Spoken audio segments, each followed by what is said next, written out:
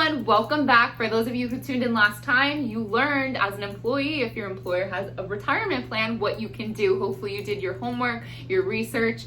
Again, you have any questions, reach out to us so you can make más dinero. But today we're gonna make you even more, and we're gonna get into what you can do as a business owner, as an independent contractor, or if you're an employee who doesn't have an employer that offers a retirement plan, okay? And the importance of this is really that a lot of business owners we work with, we don't see them saving for later.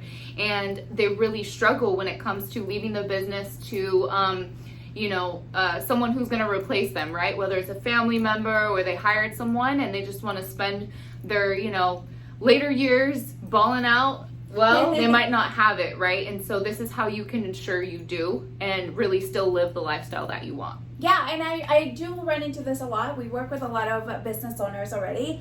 And let's be honest, you never know what's going to happen to the business. What if it just doesn't work out? So you want to make sure you have taken care of yourself and you have your own fund for our older years. So let's get right into it. The first option I want to talk about is the traditional IRA, which is the most common. IRA meaning individual retirement account. That's all it stands for. So the way this works is the taxes are going to be deferred, meaning you pay them later in your retirement. So right now you get a tax deduction, the money grows, and in retirement you go out and pull the money, and that is when you pay your taxes.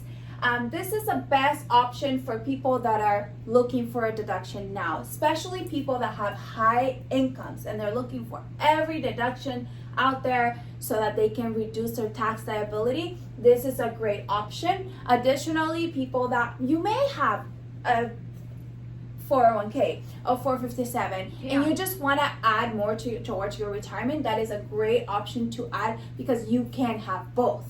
The next option is going to be a Roth IRA.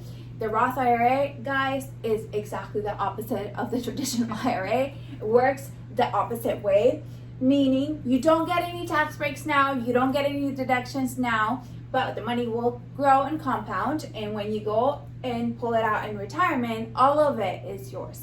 So you don't actually have to share with the IRS, which we really like this option.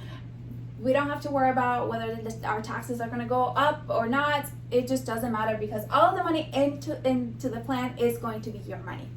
And this option is obviously best for people who are looking for a tax-free retirement. Mm-hmm. Also, of course, if you want to add something outside of your 401k or whatever it is that you have with your employer, you can do one of these two and you can cover the others. Yeah, so there's a couple of things that you can do as a business owner. And so your simple IRA, simple individual retirement account, would be taxed like your traditional. So later, you're kicking the tax bucket down the road.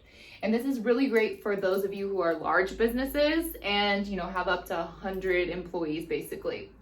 SEP IRA is another option, and this is taxed just the same, so later. And you really get that deduction as a small business. So if you have a few employees, this is a great place to start before you scale. Perfect. And the last one we added is the solo 401k. And I think we added it because it's not as common.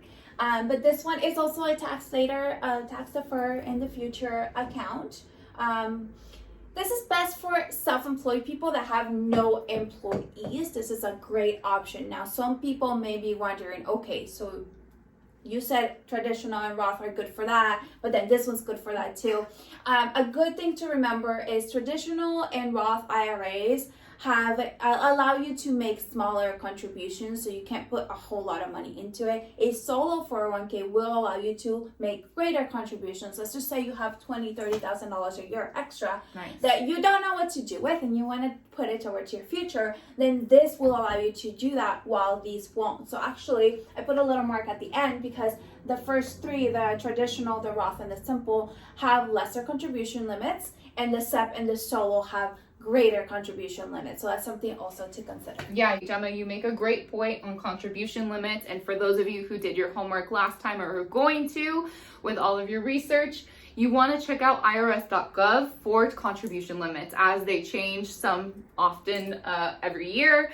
So be sure to check in with irs.gov, not just for that, but also for your tax code, because technically when we're throwing out Roth and 401k, all these things, they're not necessarily accounts. They're actual tax codes that we're throwing out there, so it tells us how our money is taxed, right? How it grows is a whole nother way we'll cover another time. And for those of you who are wondering what you can do to contribute more than just your SEP, IRA, and 401k in contribution, there are other things that you can do. And also there's some more tax-free plans for those of you who really like the Roth, and that's appealing for you to have a tax-free strategy in your portfolio. So hopefully you guys have learned a lot today. Stay tuned for our next video and we'll cover those things, what they are, so we can ensure that you make más dinero.